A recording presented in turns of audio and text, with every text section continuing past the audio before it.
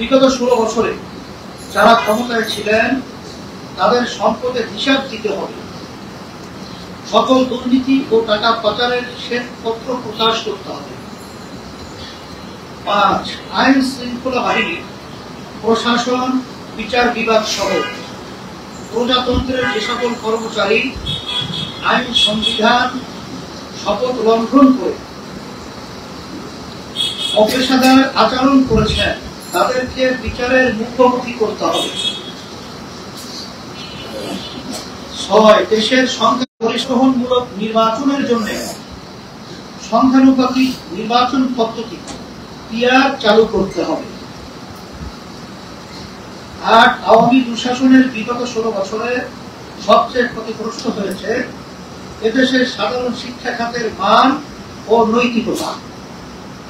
এই ক্ষতি দ্রুত সময়ের মধ্যে কাটিয়ে ওঠার লক্ষ্যে দেশপ্রেমিক শিক্ষাবিদ ও ওলামায়ে কেরামের সমন্বয়ে একটি জাতীয় শিক্ষা কমিশন গঠন করে প্রয়োজনীয় পদক্ষেপ গ্রহণ করতে হবে। 9. ওলামায়ে কেরাম জাতির ধর্মীয় নেতৃত্ব প্রদান করেন। তারা উম্মাহর ঈমান আমল রক্ষায় কাজ করে। সেজন্য অন্তর্বর্তীকালীন সরকারে ওলামাদেরকে অবশ্যই থাকতে হবে। ছাত্র জনতার এই আন্দোলন হত্যা, লুটতরাজ ও অবৈধ ক্ষমতা প্রয়োগের বিরুদ্ধে ছিল। শিল্প ও কলকারখানা ধ্বংসের বিরুদ্ধে ছিল। এখন যদি আন্দোলনের অংশগ্রহণকারীদের মধ্য থেকে কেউ একই রকম কাজ করেন তাহলে তার সব বিরোধিতা হয়ে যায়। সেজন্য আমরা বিশ্বাস করি যারা লুটতরাজ, দখলদারি ও অরাজকতায় লিপ্ত তারা আন্দোলনের সম্পৃক্ত কেউ না,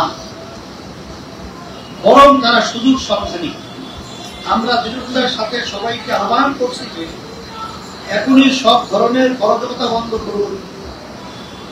যারা অরাজকতা করছে তাদের প্রতিরোধ করুন। যারা দেশের সম্পদ নষ্ট করছে তাদের প্রতিরোধের এলাকায় এলাকায় প্রতিরোধ কমিটি গঠন করুন।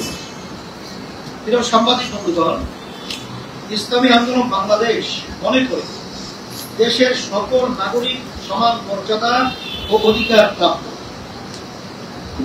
ধর্মের